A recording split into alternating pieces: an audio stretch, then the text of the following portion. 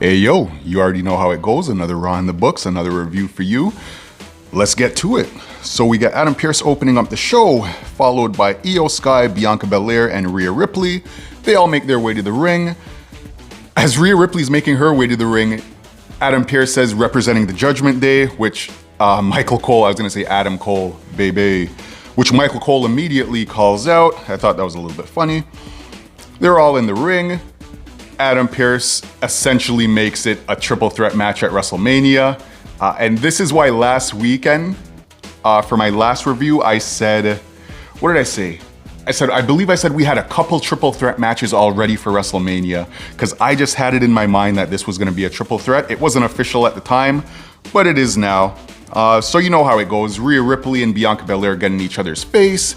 Bianca said, you know what, if this was a couple weeks ago, I would have been pissed off. Speaking to Rhea Ripley, because she didn't earn the shot at WrestleMania like Bianca has. She didn't go through the Elimination Chamber. She didn't do any of that. She basically just walked to the ring and said, yo, I want a match, put me in the match, and it got granted.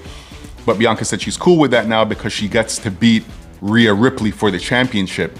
Meanwhile, Io is just standing there, basically third wheeling. I don't know why they're doing this kind of angle with Io. I don't know if Io's maybe gonna get pissed off. Maybe we get a little heel turn. Maybe we get a little edgier Io, but it's gonna be interesting. Essentially, Bianca and Rhea are in each other's face. Io comes up, she starts speaking Japanese. She's trying to get her word in, and as always, they kind of just push her to the side. So Rhea and Bianca are still in each other's face, and then Io flies from the top rope outside of the ring, and she kicks Rhea Ripley in her back.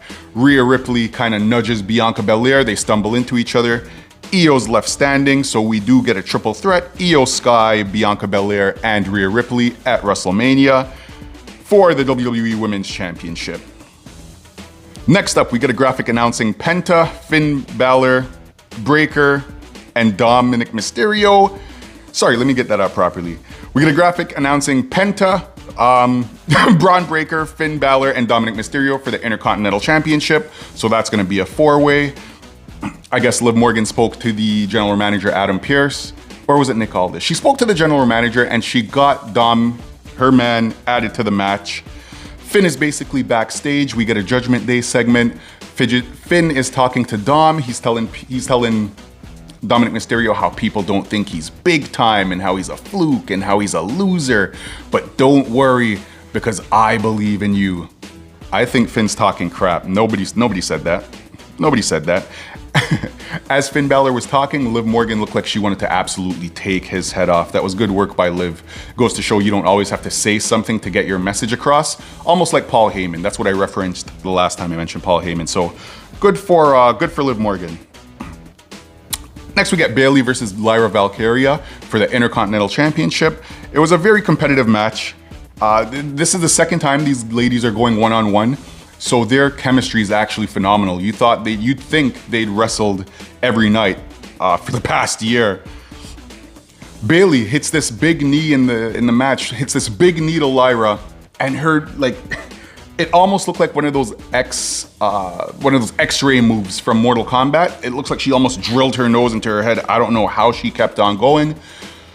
The match keeps on going though. Bayley gets Lyra in a Walls of Jericho. We all know what the Walls of Jericho is. It's almost like a Boston Crab.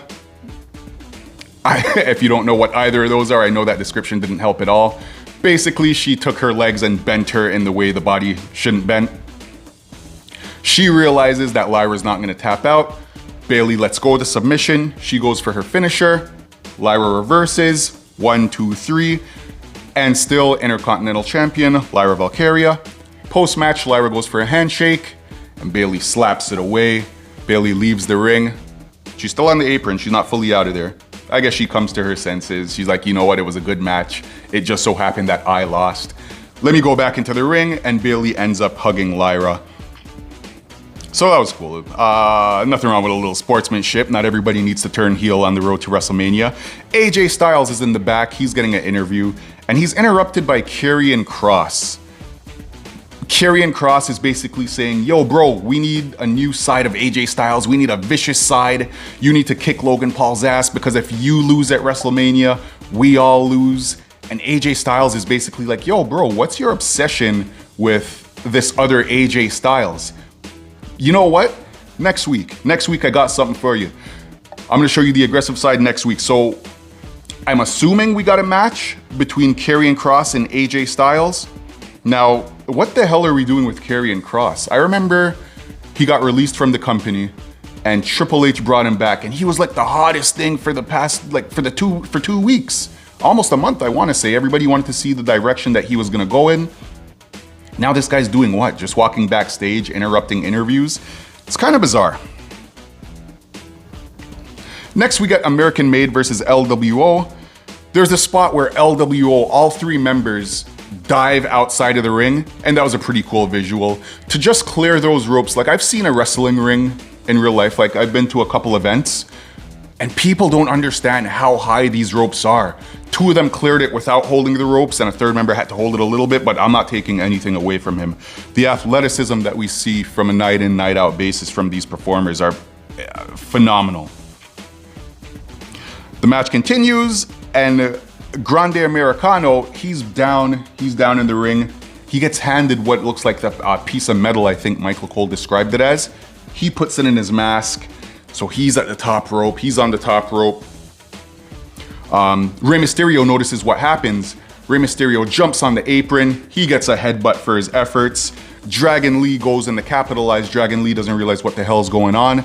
Dragon Lee gets a headbutt, he falls to the mat, and he gets a flying headbutt, mind you, with the piece of metal in the mask. 1, 2, 3. American Made win this match. And at this point, I noticed it went to commentary, and there was this guy dressed like Dante from Devil May Cry. I didn't really piece together that Devil May Cry has a new series on Netflix at the time. I was like, yo, what is wrong with this dude? He kept fixing his wig and he adjusted his wig for about 1 minute. I was like, what the hell is going on? This guy's really doing the most.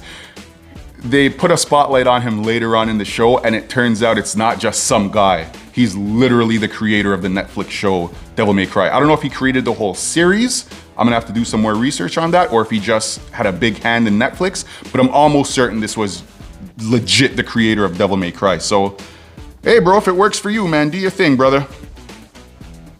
Next we got Gunther making his way to the ring. He doesn't really say anything. He makes his way to the ring. He's almost like on a victory lap, I believe Pat McAfee called it, which made sense. He's a champion. He just destroyed Jey Uso's brother. He destroyed Jimmy, Jey Uso's brother.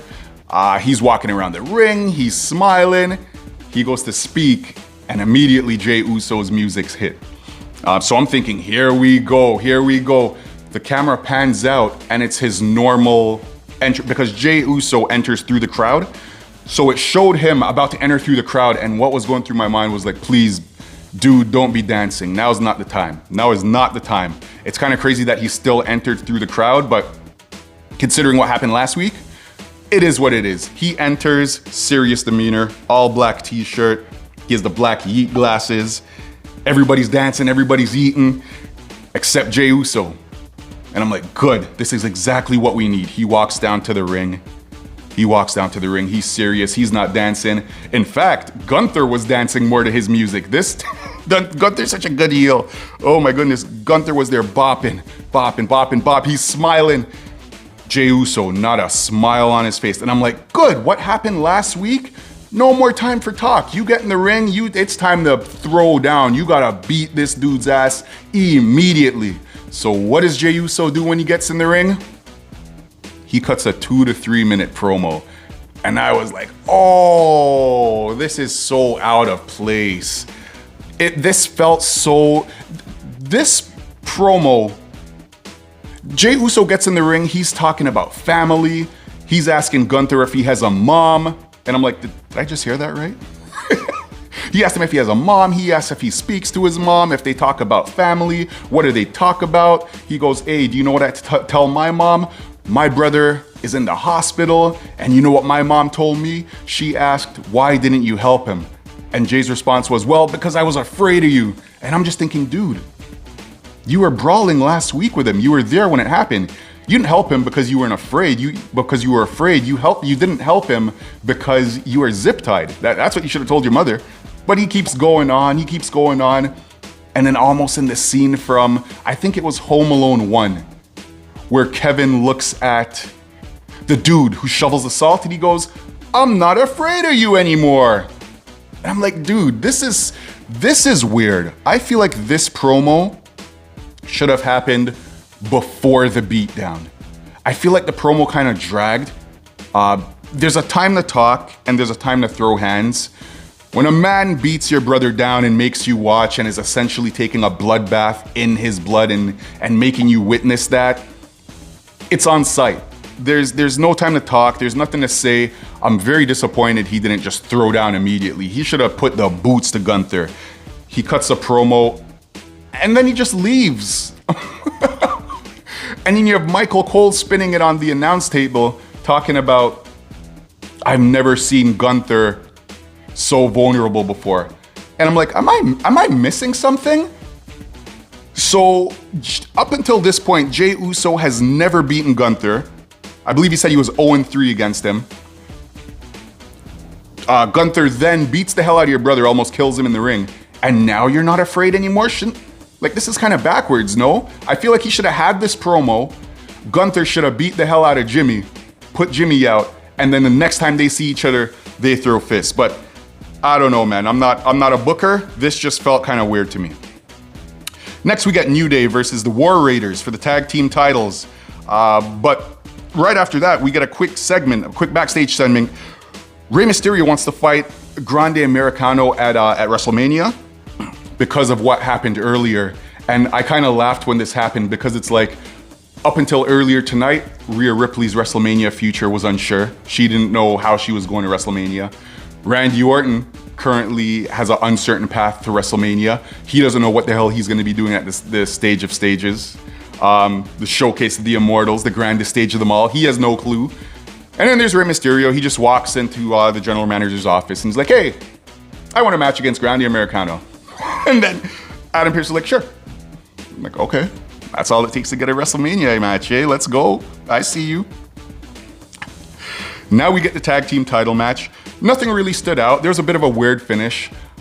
Xavier Woods teased bringing the chair in. Well, he didn't. He teased using it. He did bring the chair in. He's the bad guy. That's what you expect. But Ivar, the good guy, literally takes the chair from him and uses it. So they lose the match. The good guys lose the match, but retain their title because the win was by disqualification. And I was just thinking, that is such a bizarre way. That is so stupid. Why would you? The referee was standing right there. You're the good guys. You're these big powerhouses. You should be winning with power moves. You should be winning the match clean. No shenanigans. And if you're gonna use the chair, at least be smart about it. So the referee sees it, because obviously he's standing right there. He rings the bell because the match is over. You just use the chair. You're not supposed to do that. It's not a hardcore match. And then Ivar is arguing with the ref like he didn't just use the chair on Woods. So he's standing there arguing like an idiot. Kofi Kingston grabs the same chair and delivers one of the hardest chair shots I've ever seen. And it's crazy because now you're rooting for the bad guys. It's like the dynamic on this was off. I think the finish could have been changed. Again, I'm not a booker, but I am a fan just watching the product. And this seemed kind of weird to me. Why would you make your good guys look stupid, essentially? You know, this is like chicken shit heel stuff that happened. New Day beat the hell out of the War Raiders. They're beating them down. They look like they're gonna put one of their heads through a chair until security runs down to the ring. And I'm telling you, man, on the road to WrestleMania, this security is really earning their pay. I feel like they enter the show like once or twice. We got Penta versus Dominic Mysterio. People don't understand how sick, how good of a wrestler Dominic Mysterio is.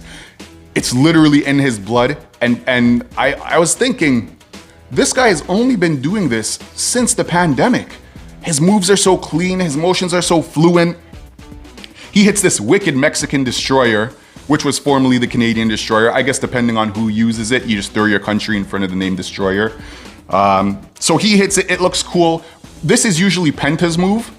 So it was a nice touch for Dom to steal it. But essentially, Penta hits the Penta driver, He wins the match 1-2-3. Post-match, we get Carlito and Dominic Mysterio jumping Penta. We got Braun Breaker running to the ring. And let me tell you about Braun Breaker running to the ring. Braun Breaker is entering the ring. He's running full speed. Carlito stops the beatdown. Carlito slides out of the ring. He runs to, I guess, try to stop Braun Breaker. And Braun Breaker, I'm seeing it right now. It's gonna be on YouTube forever. This is the cleanest spear I have ever seen anybody hit. It almost looked like somebody just like threw a dart. It looked AI.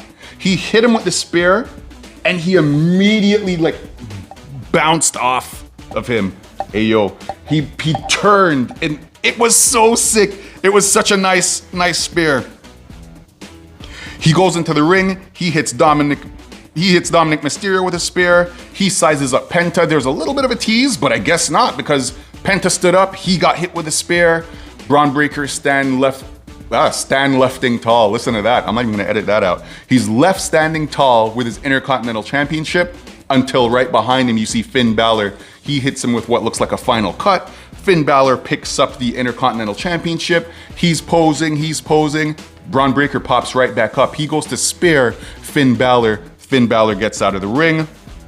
Braun Breaker is left standing tall with his Intercontinental Championship. Finally, we get Paul Heyman in the ring. Paul Heyman cuts a promo like the Riddler and says he's loyal to both Roman Reigns and CM Punk, and just because he's loyal to the both of them doesn't mean he's gonna be disloyal to either of them. I was like, dude, what the hell are you talking about? Seth Rollins interrupts and he's like, bro, why are you even doing this? I know you've been between a rock and a hard place. Roman Reigns doesn't give a damn about you. He's been on record leaving you. Anytime he doesn't get his way, he basically leaves you. He doesn't take you with him.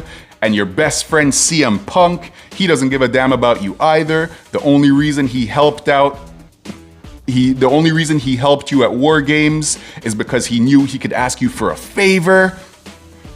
And Seth Rollins is just like, yo, you know what? I know you're in a rock and a hard place. I feel bad for you. The way out of this is for me to take you out.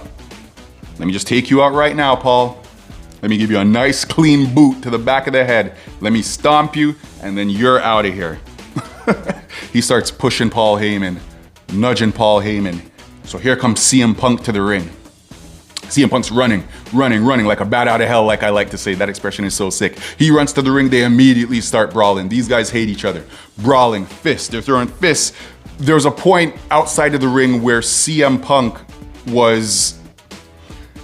it was a steel chair spot.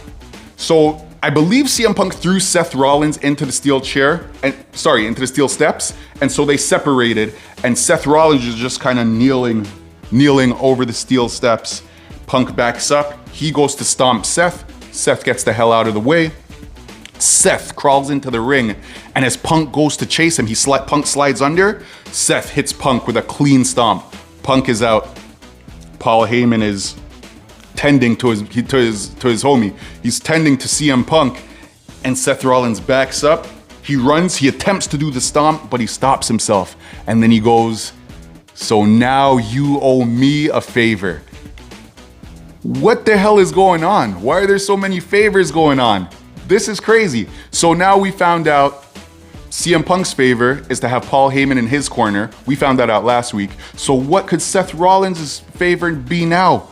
Oh man, this road to WrestleMania is getting crazy. It's an exciting one.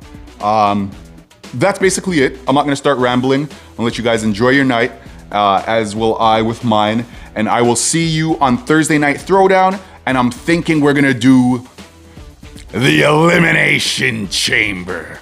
So see you guys on Thursday, Men and Women's Elimination Chamber. Tune in, it's gonna be a good one. Enjoy the rest of your night. Peace.